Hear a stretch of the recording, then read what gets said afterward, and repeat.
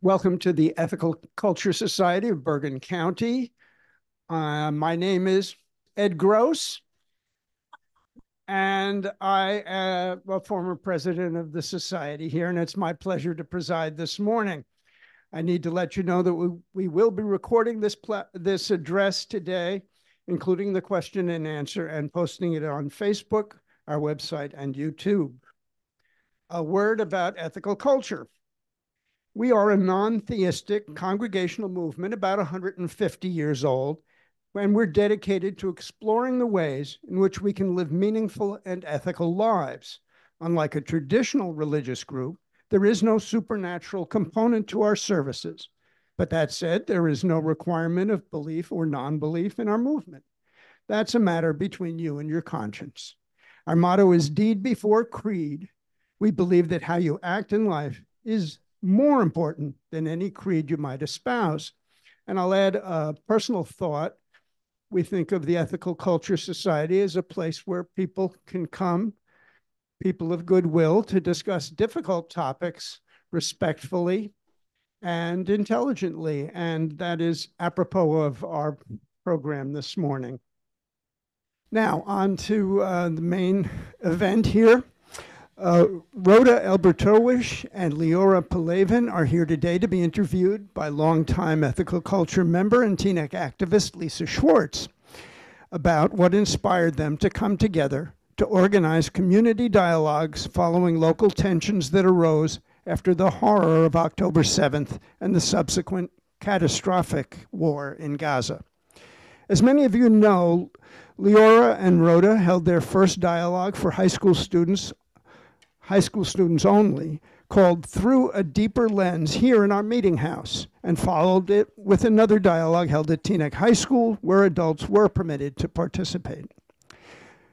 Liora and Rawda are Teaneck High School students and friends who met at a high school speech and debate club. Rawda, the daughter of an imam, is Muslim, and Liora, the daughter of a rabbi active in human rights issues, is Jewish. They say they organize these dialogues to foster conversation and education about the long history of the Middle East conflict. They wanted attendees to get comfortable with being uncomfortable, to really understand the other perspective and why someone believes what they do. The whole point is to listen, to empathize, and to form deeper connection through in-person dialogue. Lisa first met Liora and Rawda on Zoom just 2 days before the dialogue held here. While there was concern about safety and possible disruptors, Lisa worked quickly with the township manager, school officials, local clergy, and the police to be sure we had ample security to keep everyone safe. I should add that everyone was safe. Meanwhile, Liora and Rawda had everything else under control, and per Lisa, a social worker trained in community organizing, Liora and Rawda's organizing skills were excellent and impressive. I'm honored now to introduce Liora Elbatrawish and that's funny, that's a typo. Rawda Elbatrawish and Liora Pelavin, who through this interview with Lisa Schwartz will tell you more about themselves. Lisa and young women. I'll just say a few words before I sit again. Okay, I'll sit.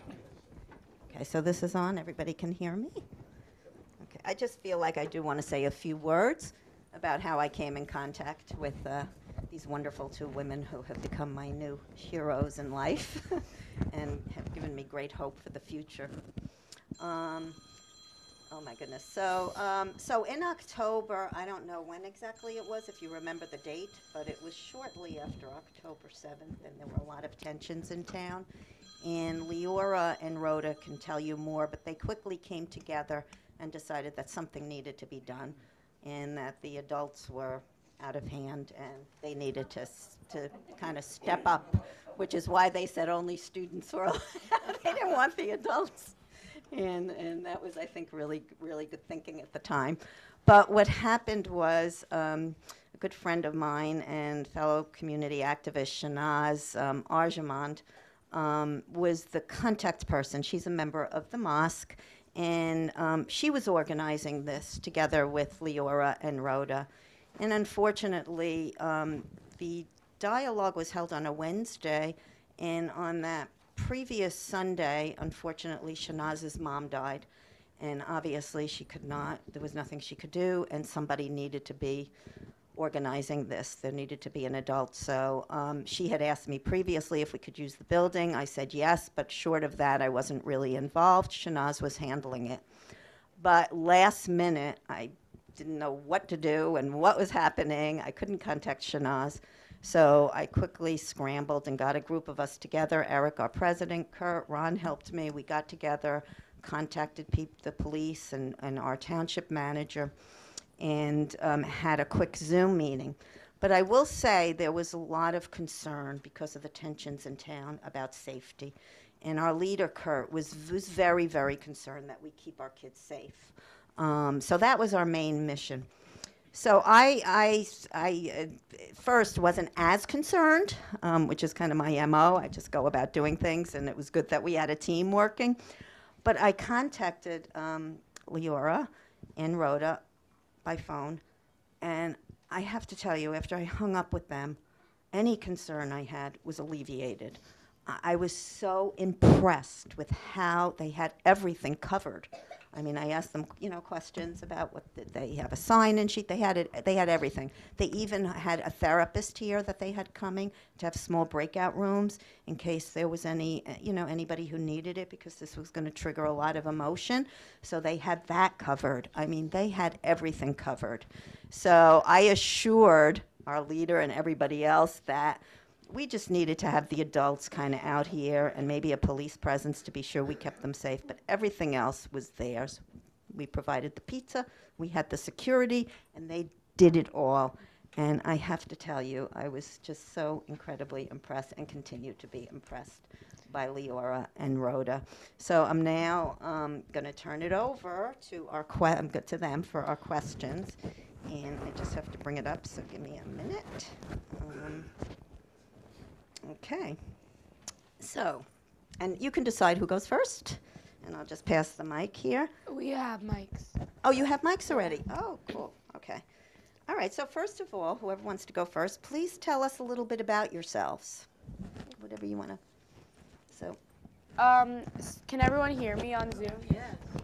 Okay, so, I've been in the activist space. My mom is a human rights activist as well, and so I've done climate work, abortion rights work, and in the wake of October 7th, I really didn't know what to do. So it's like this was a very different a way of me using my activism. I usually went out on the streets and protested. I've organized many protests in New York City, in Newark. I've been to protests for abortion rights, mostly in 2022 and 2021. So this was a very new way of of organizing for me, but I'm really glad I did it. So, is that? Yeah, Rawda, go ahead, and then I'll expand on the question a little bit. Okay. Wait, can you guys hear me? Yeah. Okay, so I'll just hold it. All right, so I've also always been very involved, maybe not in climate change and all the same work that Liora's been involved in, but I'm involved with the Muslim Student Association at my school. I'm president of that. I'm also president of Teaneck Red Cross, and I volunteer with the ambulance corps. So I've always been super involved in just kind of standing up for humans' voice, even if it's not through activism itself, but through medically and all that other stuff. But when October 7th had happened, I was originally going to do a protest, and I was, trying to rally a bunch of people to kind of help me with it. But then I realized I wanted to do an educational event instead. And so I posted it on my Instagram, and it was literally the most basic post anyone can post, in the worst font ever even. I was just who wants to help me with an educational event? This would be more effective than a protest. It was on October 12th, and Liora had slid up on it, and I was so late in responding, but she was so passionate about it that she sent multiple people to tell me to respond to her. And after that, we went on a Zoom meeting for 2 hours, and we got everything done. So I haven't really done anything like this before, and we've always been really involved within protests and demanding change. But this is the first time we've ever kind of done change through the education of others. And I'll tell you this, it's way more effective.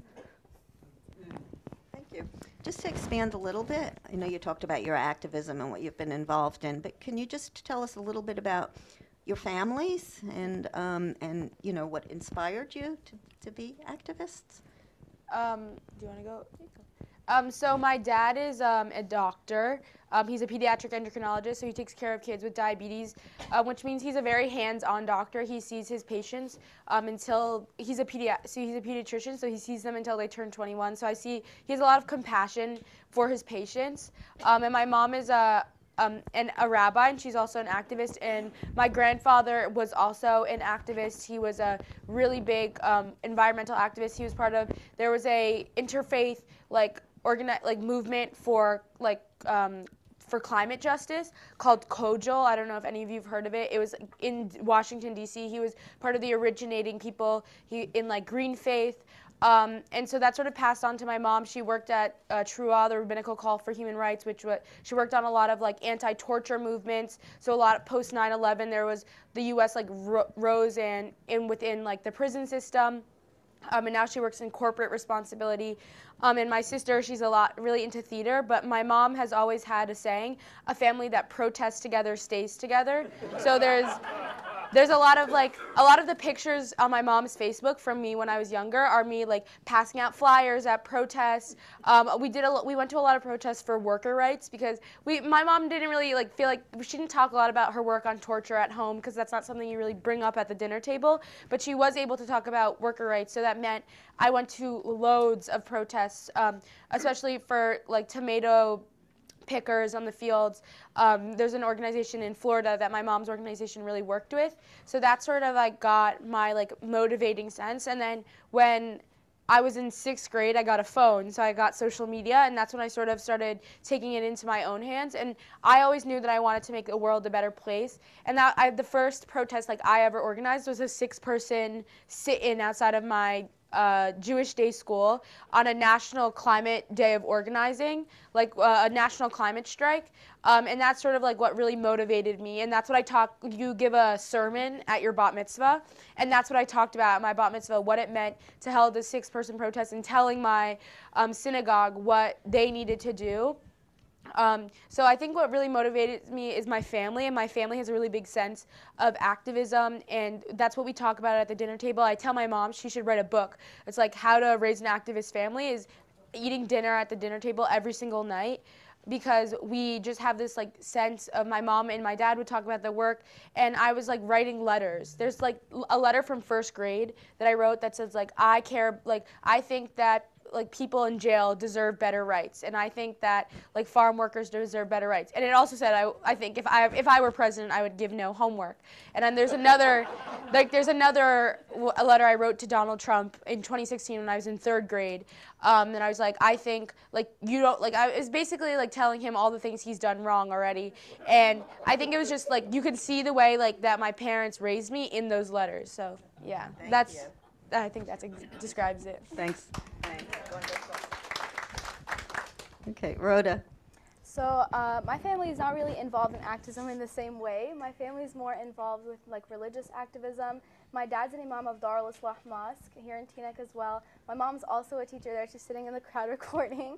So the support from my family has always been on top. I've always had a very big mouth, a very, very big one, where it's in situations where I shouldn't be talking, I will always be talking. So this was definitely the first time I've done something where I had to listen first before I spoke. But yeah, I've always been pretty involved, talking on things that I felt weren't right. I always wanted to be kind of the voice for minorities who didn't have one, for voices who felt silenced.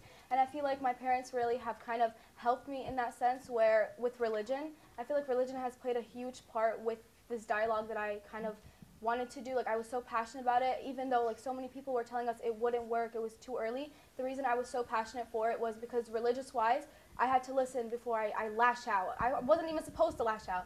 So I feel they really raised me in that part where it's even though they weren't there activist-wise, Leora's protest family, they were definitely there in terms of teaching me religion, teaching me they were actually my teachers too. My mom was my teacher up until 8th grade. So yeah, they definitely taught me how to keep religion in my lives, and that definitely aided me in kind of understanding others and definitely putting others first before putting my own opinions first. Even though I feel I'm definitely right with my opinions, it's still to listen to others before I put mine just down their throats. Yeah. Wow, thank you. So you came at this from very different beginnings, but activism takes on many forms, and your parents were there to support you, and what they did in their own religious community was a role model for you. Wow, great. So next question. So what do you both see as particularly valuable about dialogue? I think, honestly, the most important thing to remember with dialogue is it's not listening to one side, and it's not listening to one opinion. And even though you could feel like you don't, like one particular, for example, this topic, if you ask very extreme opinions, they'd say there can't be more than one opinion. So I feel like dialogues are really important to have because it teaches you to look into the other side. Even though you may not feel like there's necessarily an other side, it pushes you kind of outside your comfort zone. And dialogues are super important because it's basically texting in person. When you text someone and you're arguing in text messages, if you read one part you don't like, you're gonna end it there and you're gonna respond to that one part. They can send a whole paragraph, but you read that one sentence and you're fixated on that one sentence alone. And then when you listen to another person texting, you're like, oh, I don't know their tone. So that's why a lot of arguments formulate on text. That's why it's important to have in-person dialogues. You're arguing in person, and it's way more effective to argue in person because you can understand the other tone. Like if I wrote in messages, meet me here right now, you're going to think, oh my God, they're mad at me. Oh my God, I did something. It's going to be a bunch of voices in your head talking about, oh, I don't know what to do. But if I talk to you in person, I say, meet me here right now, it sounds different. It's the same exact thing said, but it just sounds different. And that's exactly what a dialogue brings. It brings about those messages that they're so clouded, you don't really understand the tone, understand what's going on beneath those messages in person. Where if you have a question, when someone says that whole paragraph, but in person, you're not fixated on that one part because they have to keep going. You're not going to interrupt them midway and be like, no, this is wrong. So I think it's really important to have dialogues because it basically is it's talking in person, it's texting in person. It's more effective, it removes all that different overthinking that you get, when someone's texting you don't understand their tone. It allows you to understand the other person better and get more intimate in a sense where you understand their opinion, their view, without any of your opinions influencing it.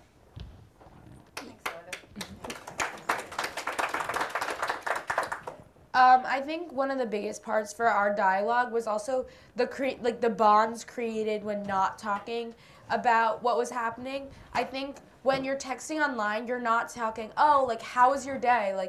How does your family?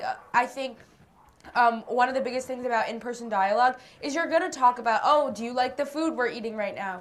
I think those bonds also just help create the conversation to be more peaceful and less argumentative, because when you're even just talking on the phone, you're not seeing the person's face, you're not seeing the person's body movements, and I think those are just so important to dialogue. And I think for many of you guys aren't necessarily arguing over text messages, but that's what the teenagers were doing. We were seeing screenshots of people. I was seeing screenshots from my friends. How could they say this? Or people arguing on Facebook, and I think they just go on and on and on. One person, you might even mistype something and they argue about that for forever. And I think that just doesn't happen in person. And I think because you're able to bond around the other things that you're not talking about, it creates a more empathetic situation. Because I think we had people at one of our dialogues talk about they live especially within a community. It's different even over Zoom. If we were to take a group of people all over the country, it wouldn't be the same because they don't live in the same area. They don't talk about the same things. They don't have the same day-to-day life. But right here, all of you guys go to mostly the same grocery store. You go to the same parks, and that's something to bond about, other than the conversation, and that makes sure that you guys see each other. You're going to see each other again, so you're not going to be rude to each other. You're not going to be violent, because you don't want, if you're going to see that person in the grocery store, you don't want to have that weird interaction. So I think dialogues in person especially make it so that someone is more willing to listen to the other person, because you're going to see that person again, and you're not going to want to have a really weird interaction with them another time. So I think it forces you to actually listen to the other person and empathize with them. Thank you. Okay, Rawda, you talked a little bit about this already, but if you want to expand on what was the process or the steps that brought you to plan the dialogues? Did anything happen? What was the inspiration for doing it and the process? So it was pretty early, actually, right after October 7. I know like I wanted to do something. Like I said, I always had a big mouth. Anything, like even if I shouldn't be talking in it, I will be talking about it. So I wanted to like do something even like after October 7th. I remember October 8th, I was like kind of looking into different things that I could kind of do. But I really didn't know what to do except to protest. Like that was really the main plan. I was going to protest. I was going to get everyone. We're going to, demand change. But the thing is, October 9th hit, and I realized I'm going to do an educational event instead, where instead of arguing with someone in person, I'm going to argue instead of arguing with someone over text, we're going to argue in person. It's better for us, So after that, I went on a board event meeting. I wasn't sure what day. We had already planned the event. I wasn't too passionate about it. It was like there was passion, but it wasn't to the extent where it's like we're going to stick through no matter what happens. Board of Ed meeting hit. I spoke there, and all hell rains loose.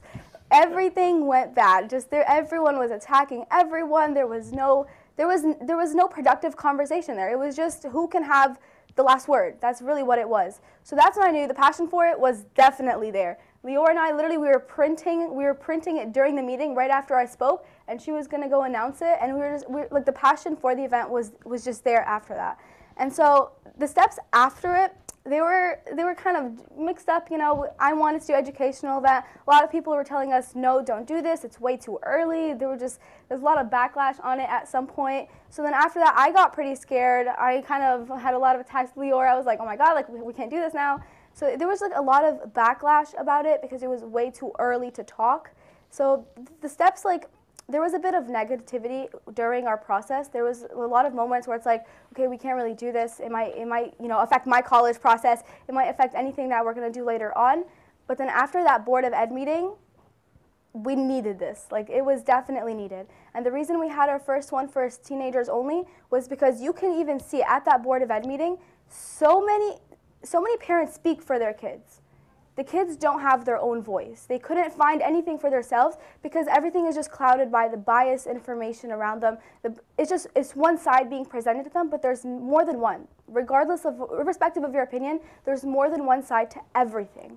So that's just kind of the motivator for this whole event. The steps after that, the process after that was pretty smooth after we kind of, stuck that into our heads. We're going to do this regardless of the backlash. And, what's really funny about it is the same people who were telling us not to do this, it's way too early to do this, was the same person stopping me at a store telling me they're so glad I had this. This was something needed for the community, guys. We needed this. So yeah, I just think the process was pretty, like we had a bit of negativity, but it was really important to not focus on it and just focus more on the positive side, which is what our event promoted, that kind of made everything go smoothly.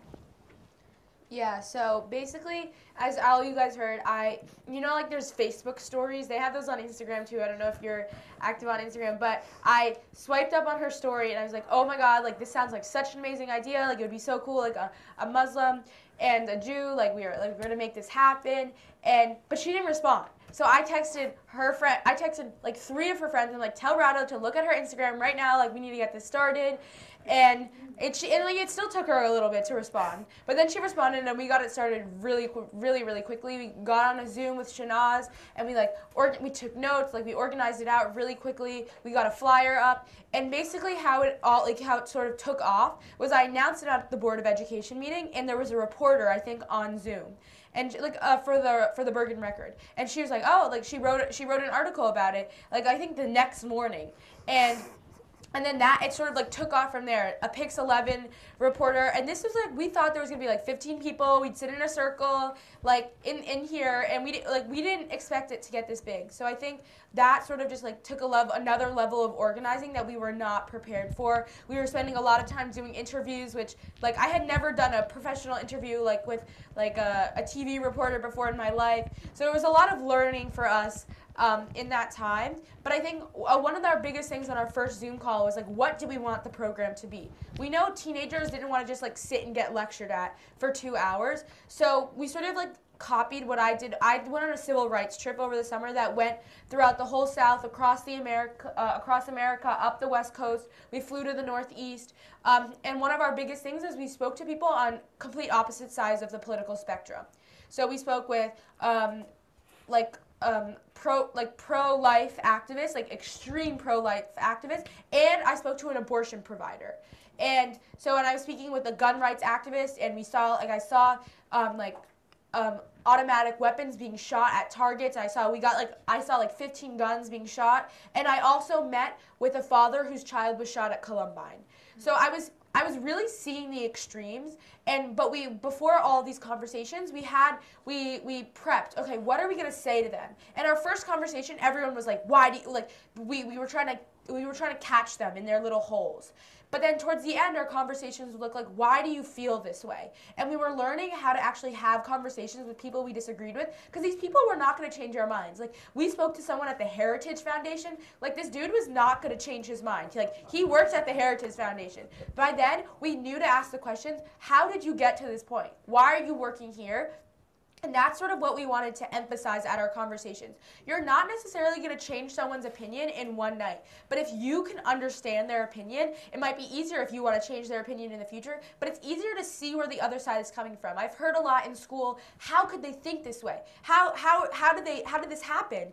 And I think our dialogue sort of taught that. I think people didn't understand how people could be pro-Israel. People didn't understand how people could be pro-Palestinian.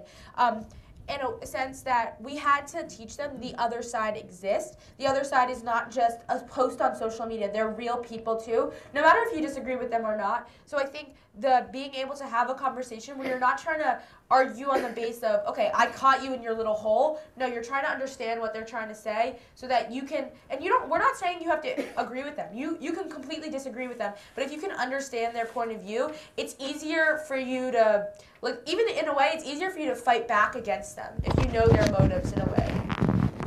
Thank you. What is That was me. That was me. I was fixing the mic. Oh, it sounded like thunder. Okay. So you did talk, I think, about this, but I'm going to ask how your friends and family reacted to your collaboration. So you're a member of a mosque, you're a member of a shul, and there was a lot of tension, and still is, right, between the Muslim community and the Jewish community. So was there, both positive and negative? What was the reaction from your friends and family? That's the first part. I'm going to go off script a little bit and just expand on that, because you did also work with Mikhail Rauscher. Am I pronouncing her name? Michal. Okay. It's okay.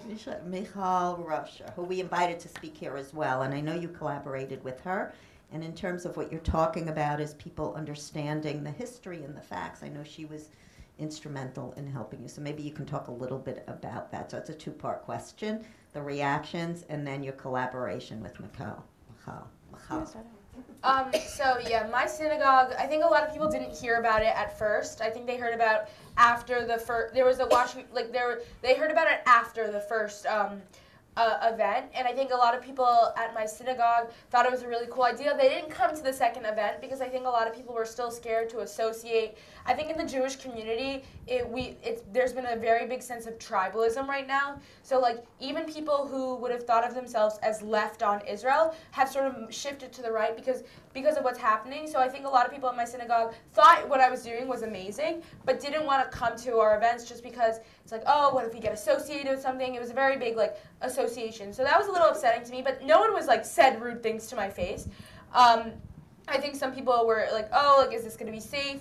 I think my close friends around me, my friends at school, were extremely supportive. They could all see me. I was getting behind on my schoolwork. I was doing two things at once. And I think they were extremely supportive, as well as my parents. I think my parents were helping me do laundry, which are things I usually do. I was just I was stretched thin, and my family was, I think my family wasn't as much helping me organize it, but helping me keep my life together otherwise, which is what I really needed at that point.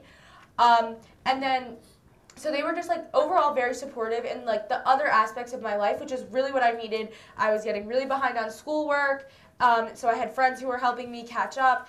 And I think I just had an oversense of supportiveness, and I didn't have to talk about my event, which was sort of something I was doing so much of talking about it that I needed a place not to talk about it. I wanted to be in school, and I wanted to talk about the silly little things you talk about in school. So I think that was really important. And actually, how I know Michal is I babysit for her kids. So she goes to my synagogue. Her husband was my teacher at Jewish day school, and I love her 3 children. And so I know she's I've known about her class. Actually, the civil rights trip I went on this summer, one of my counselors goes to Rutgers, New Brunswick, and took her class this fall, which is sort of a funny mix, like a funny, like sort of full circle moment. But I think like I sort of just like, my mom was like, oh, like Michal would be a good person to ask. And I was like, oh, I texted her, and like the 2 texts prior were about babysitting. So I think it was just sort of, it just happened because I babysit for her children, and she's sort of a family friend to my family. Yeah. Yeah, I think the reactions with this, I'm not going to sugarcoat it. There was a lot of like 50-50 reactions. Like I know in the beginning, everyone was telling us it was way too early, like they really didn't want us to do this. And I kind of gave in with that in the beginning. I was like a bit scared of it, kind of said a bit of like, okay, what's going to happen at this event though? So that did kind of scare me. There was a lot of negativity in the beginning, especially like towards our first event. Like, oh, the adults are going to come, they're going to raid this and that. It was just a bunch of like random stuff being said. I know there was also like when we had our interview, a lot of people were commenting because Liora and I kind of did it together. It was like, oh, Muslim and Jew, but it has nothing to do with that. Why are we putting religion into this? Which I kind of find very ironic because I feel like the whole like issue starting was because everyone was making it a religion versus a religious issue. So I feel like that was pretty ironic to me, but it kind of showed me that, okay, we really needed to get this educational event started. Like we really need to get this done. So yeah, there was a lot of negativity towards the first event. Towards the second event, it kind of is shifted a lot. Like I know that person I mentioned before, they were our biggest hater. And then they literally stopped me just to thank us for doing this, which is very shocking to me. But the second event we had, there was definitely more hate towards it. Everyone was trying to get this being done. Like everyone was like, this should not happen. Adults are gonna ruin it. This is so bad. But like I didn't want to be disrespectful and say the adults are the ones that needed it. Like the children were fine. The teenagers were 100% fine. We talked, we respectfully respected others, but it was the adults who needed it. So I found that also really ironic that the adults were trying to get the adults one from being done, stopped from being done. So yeah, there was a lot of negativity towards the second event. Many people thought it was like way too early, especially for the adults, like it's way too fresh. But you know, after it happened, the positivity that's been coming from it was just like insane. Like I know we've been invited to many schools to kind of give these talks to adults as well. And to me, it's like, okay, in the beginning, this was like so against, like everyone was against this, but now it's like the positivity from it is like, it's really showing. And I know that the support that we had, it was big. Like even though the negativity was big towards it, there was so much support as well. Like people were contacting the school trying to get us to stop us from doing it. But the school was very much on our side. They were very supportive. They had the entire security team help us. The entire like administration was so on our side with this. They wanted to get this done. My parents, I know, were scared in the beginning. They were like, you're applying for college, you can't do this right now. But towards the end, like everybody really saw that this was never about taking a side. This was never about, you know, being the better opinion, but it was about educating others. And I feel like that really put a sense of perspective and narrative into many people. I know many people who came into our event with like stiff faces, like, oh my God, you know, they're gonna fight. They left saying thank you for this. Like they really understood. They felt that they couldn't talk to the other side without this. So I think the positivity and the negativity towards this, there was a lot. Like I'm not gonna lie, the negativity sometimes outpowered the positive sides of it. But in the end, like the outcome of it was just beyond. Like the support from it, the little people that supported along the way, it grew definitely after, and I feel like that's really good feedback. Even though it's not, you know, intentionally said to us, it's really good feedback towards what the event did.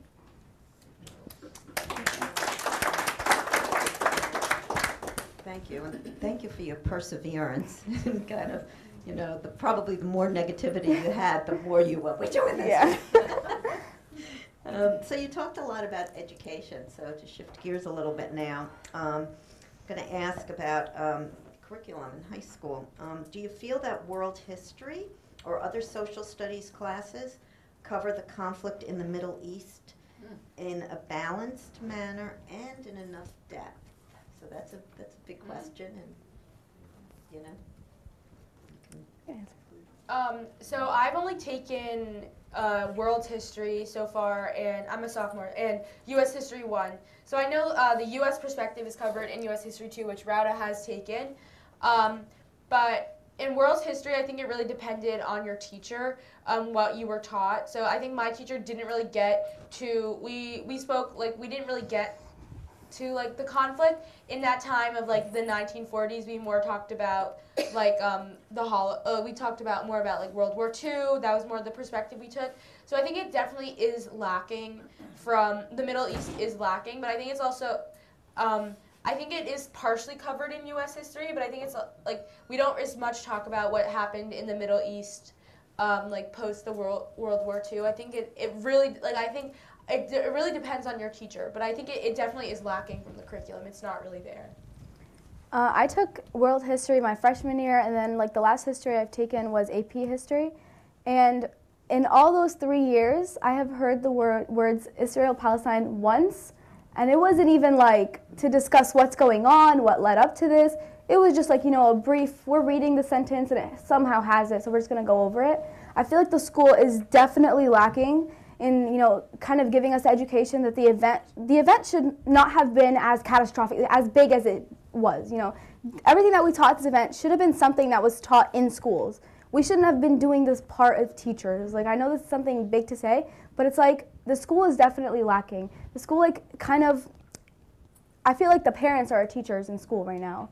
Especially with everything going on, the parents have such influence on what's taught in school. And especially at this moment, I don't really blame the school for not wanting to teach it, because I feel like there's just so much backlash for anything said Israel-Palestine in school. Like, no matter what side you're on, what information, how neutral your opinion can be, there's always some backlash on it, and I feel like that influences the school so much to back away from teaching something so crucial, especially in a town like this. Like, if we're in New York right now and you're like, oh, the school doesn't teach us, it'd be like, oh, whatever. There's like a bunch of people in New York. But in a town like Teaneck, where it was Muslims, and there's so many Muslims and Jews in this town, and something like this could divide them because of lack of education, it's insane. Like, this needs to be taught in school. It's not something you stray away from. I feel like the school nowadays, like from Teaneck, my perspective right now, it's like we're being taught stuff, like history is really important, and I definitely think we need to understand the history in order to kind of prevent it from reoccurring. But it's like this history is also important because whether we like it or not, there's so many diverse opinions in this town. There's so many diverse views on it, and if we're not given that strong foundation that's not from Instagram or Facebook, it's going to just end up crashing on us. Like, I just feel like the curriculum right now is really lacking and is allowing parents to influence what we're taught or what we're supposed to be doing when it should be the opposite. Like, we should be learning this stuff. This is not something you stray away from, especially in a town this diverse. So I think, yeah, the school right now is definitely lacking. They need to get their game up a little bit, but I don't really blame them. I feel like this is a really touchy topic and very sensitive topic to get into, and it does make people uncomfortable. But again, get comfortable with being uncomfortable. That's something you really need to understand, especially to kind of better the future. You need to understand the history, even if it makes you uncomfortable. Yeah, one thing to add, I know all the teachers, I think in November, October, they were starting to have teachers, you know, submit articles and stuff that they wanted to teach about it, but I think that hasn't moved on. But like to talk about what Rawda was talking about, the parents, like I think the fact of parents having an influence on our curriculums is getting bigger and bigger, and it's not just a Teaneck issue that I think like we really need to highlight. The fact is it's getting on like I'm taking AP African American Studies this year, which is like one of the most contested courses in like the whole country, and I think we have to make sure that that doesn't happen in Teaneck, that we're not letting parents choose what is on students, like what is in students' notebooks. I think we need to stop, that needs to stop happening. Like history needs to be taught, and what's happening, current events need to be taught as well. So I hope the district goes back. I know, because I was talking to some of my history teachers, like, yeah, we have to submit articles, they're going to give us a select amount that we can talk about from. So I know it's really hard for the district. I know they'll get criticized no matter what they do, but I hope they try harder to have like students learn about this. Thank you. Oh, can I add on to that, actually? Yeah, guys, this is like a very passionate topic. But also, I think it's really important that we don't learn history when it's happening. Like something like this, we should have been taught about this way prior. Like this happened way before October 7th. There were events leading up to October 7th, and we should have been taught about that to prevent the division that's so intense right now. It's heightened and it's intense right now because we have no idea what's happening. We learned all our information October 7th and to today. It should have been way before that. We should have been understanding what's happening way before October 7th so that when something like October 7th does happen, we understand that this was never a religion versus religion issue.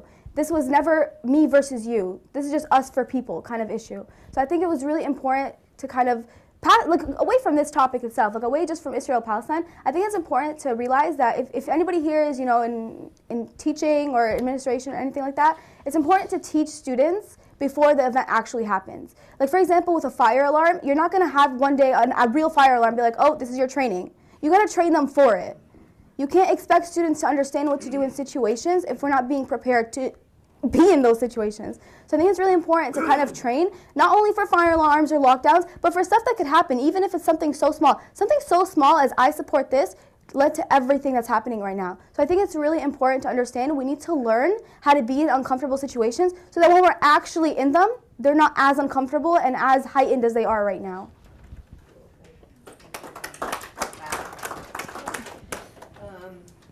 What I want to add to that is just that we do have teachers in the room, but we all are voters in the room, and who we vote for Board of Education really matters, and we need good people, right, so that we don't have book bannings and curriculums that we cannot have in our schools, so that's important.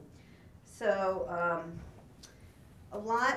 we've done a lot of programs here at Ethical. Our leader has run some programs on fake news, so just your thoughts about fake news influencing opinions in the Middle East.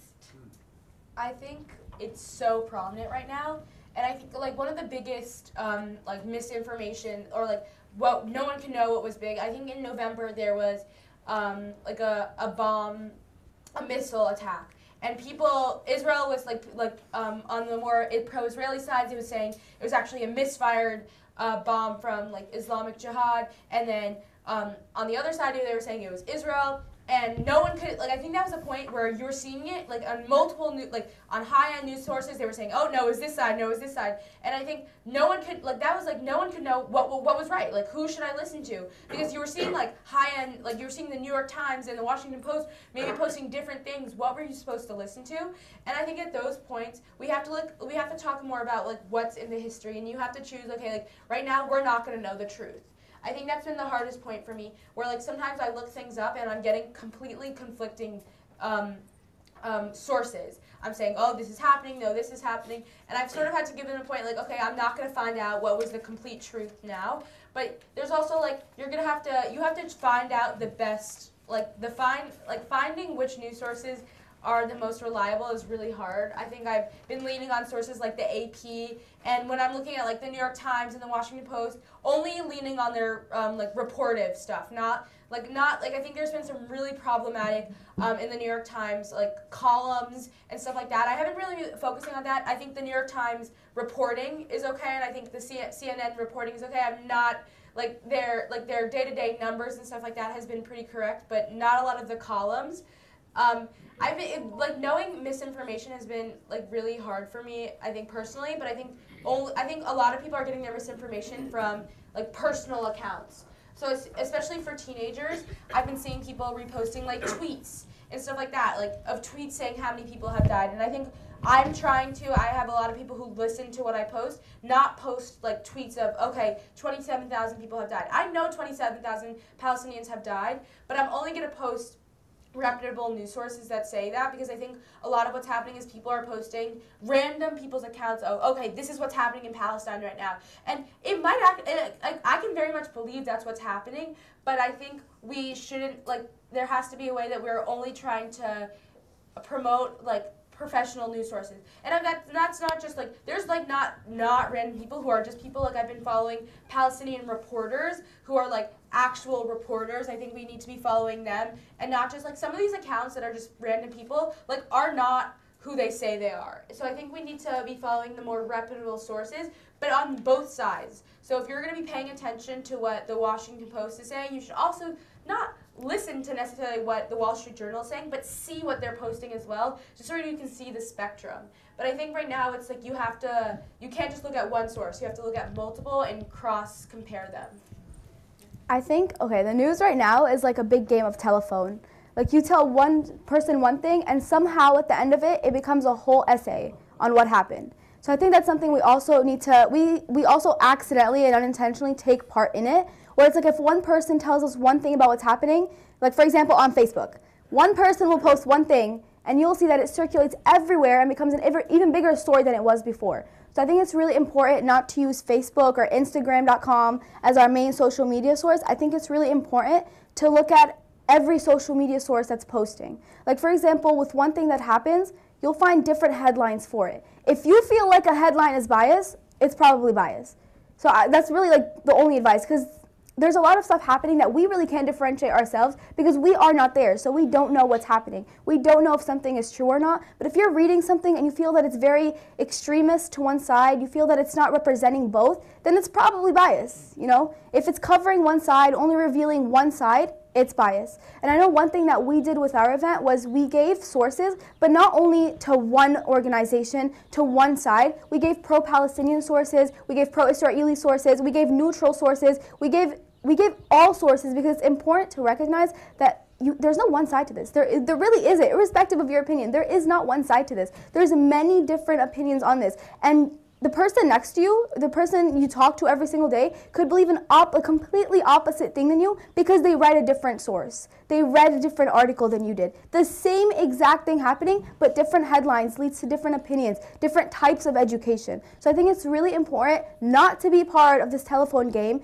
Just because one person shares one thing does not automatically mean it's true. Just because someone you really trust tells you, oh, this definitely happened, does not mean it definitely happened. You need to go out for yourself and look for information that tells you this really happened. Information that's just not your friend that's next to you. I think that's really, really important, and I think that could have really prevented what's happening nowadays, because what's happening now is many people have different opinions, but not opinions that are like, oh, this is definitely what's happening because I read it on this article. But, oh, this is definitely happening because my friend told me this, and then, oh, she posted this, and oh, yeah, and now she's telling me that she DMs her this. So I think it's really important not to take part of this huge game of telephone because you're only being part of the problem. And I know one of the guidelines that we had with our event was you cannot share a fact without evidence. And the reason for that is because while you're just sharing something that you heard, it's important to realize what you're sharing, another person can take literally, and they'll start sharing that, and it'll start going on, and eventually that one sentence of I like peas turns into, oh, I like peas, but I hate this, and I hate this person because they like this.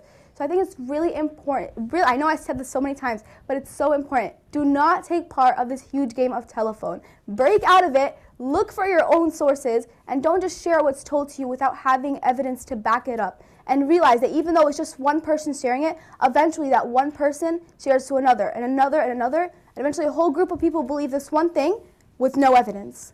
So always have evidence to back up what you're sharing. Never share anything, even if you think it's not going to have an impact. Remember, it does. One person shares to another and eventually goes around. Always have evidence to back up what you say, and don't share anything without knowing that you're right, without knowing that if somebody were to say, oh, they got this from me, would I be embarrassed to hear that? Or would I understand, yeah, I made my research, I did my research on this. If somebody were to ask you, if you want to know if you're sharing something you have no background on, if you're not sharing it in the right way, if somebody were to ask you questions on this one topic you're sharing, would you only be for one side or would you be for everyone?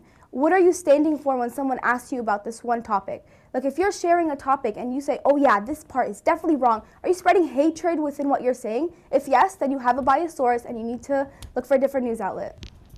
I think also we've been talking about, is it just not just news outlets to look on to both sides, but also looking at organizations and people. So like following, if you know people who are in Israel right now, Jews who are in Israel, following them to see what they're posting. If you know Palestinians, and follow them to see what they're posting. See what day-to-day lives look like right now, I think is also really important. Not necessarily people who are posting like in retweets. People who are posting what their day looks like, what they're eating for breakfast, stuff like that, I think is also really important. I follow people who are living in Israel right now. I'm following people who are living in Gaza right now, and I think it gives me a sense of what life looks like for both of them that I think is so important, and as well as following different organizations. So these organizations are not necessarily going to be posting the news, but you're going to see what different sides of the aisle look like. So if you're following like the ADL or like organizations like Stand With Us, but then you're also following organizations like the Adala Justice Project, stuff like, which is actually like pro-Palestinian organization. You're seeing what both sides of organizing looks like, and that also gives you another sense. And we also gave organizations in the middle, like my mom's old organization, Trua, or like If Not Now. Those are organizations that are in the middle, and I think you need to follow all types of organizations. They're not necessarily going to give you news, but you're going to see what the organizing looks like in different areas. I think what you said is so important about following what people's lives are like on the ground there, if you can. It's after 12. We're going to be giving time for questions from our audience, but real briefly, what's next for each of you? and then we'll open it up to questions. So we've actually been talking right now. We're starting an organization with all of this. So right now what we've been doing the past few months is figuring that out. In sort of November and October where we got really behind in life, so we're sort of catching up. But we're planning on releasing sort of, it's going to be a youth, completely youth organization. So this week we're trying to launch the organization so we can get youth volunteers. So we're sort of launching that up in the next couple of weeks. So we can turn this into an organization so we can have resources like on a website that people can use to have their own conversations, not just about Israel Palestine, but about all topics, because we're in a world of polarization right now and people don't want to talk to each other. So trying to foster conversations in a world of polarization so that we have less tension about other things and that people can still come together and they can learn from each other. So right now we're in the sort of building process with getting students to help us, so it's not just us two running everything.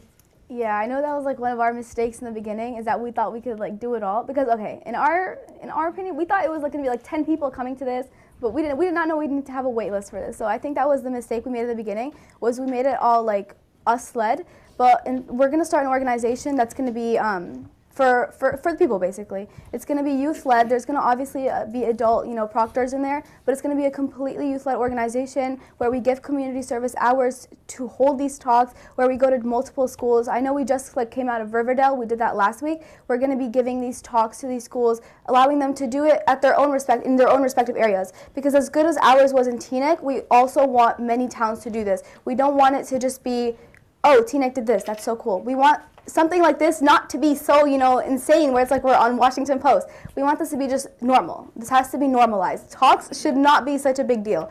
Coming together to talk should not be as big a deal as it's being right now. It should be normalized, and that's what we're working towards, making a normal thing, not only in Teaneck, but everywhere. And also, we just want to get everyone involved, come together. Great.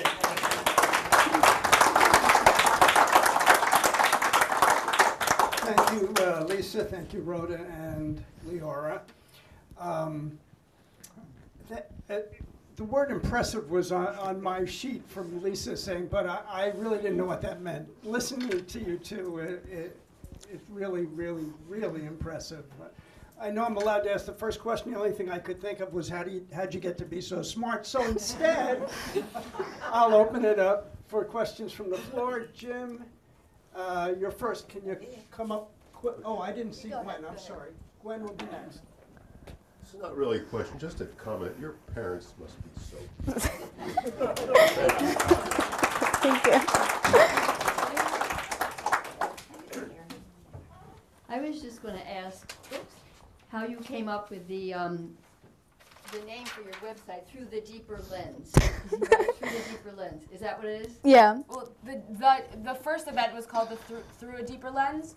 Our organization is going to be The Deeper Lens. So, The Deeper Lens. Okay. Yeah, so the backstory behind that is actually not as huge as it may come off to be. But I was literally sitting in gym in my health class, and Liora and I were texting, okay, I'm gonna make the flyer, let's see what I could do. So I'm on Canva, and I'm like, oh, Through the Deeper Lens, that sounds nice. And then I sent it to Liora, and I was like, you guys like this flyer? And that's really just what happened. And then that's really all it was. There we go. Okay, after, we'll come back to the room, but first we'll go to Zoom. And Joelle, okay. Call yes, on let me there? just repeat quickly. You'll need to raise your hand in Zoom. We also are asking you to please turn on your camera if you would like to ask a question. And I'll go ahead and let Mel Gardner start. Thanks, Joelle, and thank you for this conversation. One thing that I want to just comment on is I think it's really important that you put light on the fact that kids and young adults deserve their own voice. Parents speaking for adults is not going to be conducive to the best outcome, I think. But what I wanted to ask is, one of you listed off the who you follow in Palestine and for organizations as far as for life on the ground. Could you just repeat that a little bit more slowly so I could write it down? Yes, so if you can hear me, So the people I follow in Israel are more personal connections because I have people who are just like people I know who live in Israel. So I think I can't really give out their names because that would be they're like people with like only a couple hundred followers. But I think some of the people I've been following on the ground in Gaza are like individual reporters. So these are like photographers and videographers who some of them are just out of college. If you look up some of them, I think he just left Gaza because he had Aziza, and there's Biplesia. One of the biggest one is her name is Bisam. I can't remember. Bisan. I think if you look up some of them, there's been a lot of articles because these are people who were maybe just photographers who also did other things, who their whole life has become photographing. There's a young girl, I can't remember her name right now, who's been in the news for I think she's 10 or 9 or like 1. She's very young, she's the youngest reporter in Gaza right now. There's a lot of them. If you look up like individual press, you can see, because they're like showing I saw a video the other day about Bisan was posting about how a mother, when she was leaving, when she had to escape, she brought salt with her. So her children didn't have to have bread with nothing on them. They could have bread with salt. And I think that was one of the biggest things. You can just see that, like, that was really like seeing what their daily life looks like. You weren't just seeing the bombs that were going off, but you were seeing what was happening next to them, what was happening after them. So I think that was really important as well. And there's a lot of articles about them. So if you look at them up, reporters they're not like associated with a specific like outlet, but they're like contracting with a lot of outlets and posting on their social medias. So the organization, you mentioned ADL, but I think you mentioned a couple of others. Were there any organizations you wanted to recall right now, or you're going to leave it with just? The packet. The packet has organizations. Yeah, I have a packet that you guys have. Our packet for our event had all the organizations, but I can list some of them out right now. On like pro-Israel side, you have AIPAC, Jew Belong, JNF, Stand With Us, ADL. On the middle, there's sort of Trua, J Street. I'm listing them out really quickly. This is from. I'll tell you what, they can probably publish it in the notes or something. Yeah, I can send you you have the list of all of them. Also, Melissa or anybody else on here who wants the list, it's on that list that you put out of the original packet. Yeah. Fact sheet with all the groups. I have that. I have several Okay, copies. I don't know if you could hear that. Lisa Thank says you. she has the list in the packet. Is there anyone else on Zoom? We have time for maybe 1 or 2 more questions. I don't see anybody on Zoom. I'm going to give it to Jim White in the back. And I think I can be heard. No, I can't be heard. No, you can't be heard on Zoom. Oh, fine. Right. First off, my profound thanks to you both for the incredible leadership you're giving. Let me ask, you are looking for high school students to volunteer. Can you give us how they can reach you to do that? We have an email address for our organization. It's just thedeeperlens@gmail.com. We'll give that to Lisa as well. Okay. And also, we're gonna have that's what our social media will be. I think you have grandchildren at the high school. 2 of them, yes. Yes, I know. I was at one of your grandchildren is Hamish, right? Yes. I was their peer leader on freshman cool. orientation actually. But yeah, so we have a lot of connections within the high school. So what we'll do is we'll create our organization, and then people can repost it all over social media. So and we'll see also about getting posters within the high school. So everyone in the high school who wants to get involved, this will be a great opportunity for community service. And I feel like community service where you really see it start from the ground up. So yeah. Again, profound thanks. thanks. Just one final question. Betty, right? Yes. Betty Zohar. Hi, thank you. You guys are amazing, and thank you, Mom. I'm curious about the curriculum. Have you met with the school board, the Board of Education, the city council? How do you change the curriculum? Right now, that's like kind of one of the main issues right now. So Board of Ed meetings have shifted from actually caring about a student to coming to voice your opinion about every single thing that's happening since October 7th. So I think that's like one of the problems. I know I was going to bring it up. Liora was also talking about it. We are going to bring it up to the administration that we like Board of Ed meetings need to be closed off. Like they need to be for the students, not for the parents to express their concerns. That's what therapy's for. But yeah, like I think it's really important to kind of what we're doing right now is we're going to the administration to kind of shift the Board of Ed's meeting focus, because I feel like it doesn't really care for the student anymore. It's like really catering to the parent rather than the actual student. So I think we're going to try to aim for that first and then kind of get it to be built in. I'm not really sure if the school will do it like right now, especially with all the heat around this one topic, but I think it's important, like even outside of this topic, I think it's really important to learn about stuff that's happened in the past that's like resurfacing itself into the future. And that's what we're kind of working on right now. Yeah, I don't know exactly how to change the curriculum, but I think that's definitely something you as parents can do. We're only stretched so much. I'm the sophomore student class president, so I go to every single Board of Education meeting, and I think it's getting things like that is so it's so tedious. You have to change a curriculum. You have to it has to go through there's people at the who work for the Board of Education who work on curriculums. They have to then be presented. They have to be taught about how is this going to be changed. The Board of Education has to talk about it at board meetings. So I think it takes a lot of time. I think what they were doing to talk about it now is giving articles, trying to approve articles that students they could publish, social studies teachers could publish.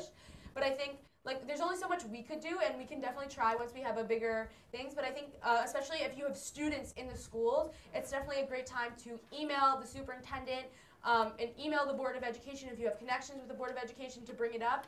And even that's what when we say parents shouldn't talk about at Board of Education meetings, we're saying parents shouldn't talk about things that they don't know anything about. Don't talk about necessarily students that aren't yours. But then that is what you should go to the Board of Education meeting to talk about. You say we want a curriculum, but don't take that time to talk about your opinions on what's happening in Israel Palestine, because the Board of Education is just going to sit there. What they want to hear is about what do you want the school to do. You go to the Board of Education meeting and tell them, okay, we want to have better curriculums. How can we get this to happen? And then come back at the next Board of Education meeting and say, has there been any progress? Has there been any updates? That's what I've been doing. There's a baseball field. Parents were advocating for, okay, we need better baseball fields for our varsity baseball team. Every board meeting, I've asked, what are the updates on the baseball team? Because I know there's nothing different, but the parents want to hear that. The students want to hear, okay, we're getting better baseball fields. And supposedly our varsity baseball teams will have better playing fields. So I think that's what you need to go to the Board of Education meetings for.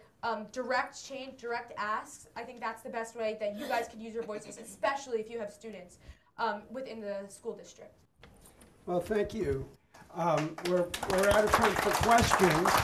I'm sorry, can we just have one more from Zoom? I might have missed Can you it. hang around a little while after? Okay. Because I One- see just there are one more thing. questions out there. Okay. All right. On Zoom. Yes, She actually, I was think also asking. She raised her hand a couple times. Cheryl has something to add, but it's kind of an announcement as well. So hopefully that's okay. Can she go ahead and start with that? Is it an announcement on this topic? Is that Yes. Okay. Okay, quick, sure. Hi, everyone. I am so happy to have been able to catch this morning. I went to your second event. It was fabulous. I know you're the person that you had speaking. And I am the new chair of the Advisory Board of Community Relations, not even 1 month in.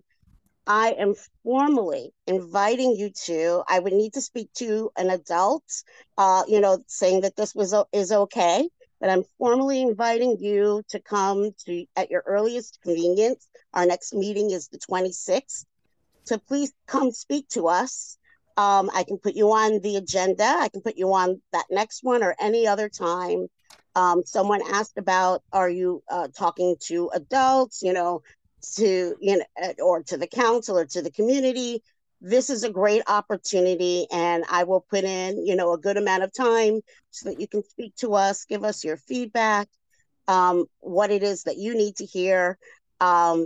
Lisa and Shanaz, I know very well over many years. So, maybe we can arrange that. And that's a sincere, invitation to you two to come, start speaking to adults and help us get our act together. Thank you. That's great. Thank you, Cheryl. Thanks, Cheryl. So thank you, Lisa, for facilitating and for bringing these speakers to us. Thank you, Laura and Rhoda. You were wonderful. While I'm doing thank yous, I'd like to thank Gwen Levine, who's our greeter usher this morning and who will take up a collection while we make our announcements. I'd like to thank our Zoom coordinator, Joelle Freeman. Hybrid and sound was Orion Hopper. Our coffee was Athena Brokeman, and Diana will be playing again. Thank you, Eddie. I just want to add a thank you to Elaine Fondler, who just a thank you to Elaine Fondler, who worked together to bring this together. So I just wanted to shout out to her. She's the head of our committee that organizes these mornings. To learn more about us, visit our website, ethicalfocus.org, or email us at admin@ethicalfocus.org, and we'll get back to you. To make a donation, go to ethicalfocus.org/donate. Please follow us on Instagram, Twitter, and Facebook, and you can watch many of our past programs on our YouTube channel.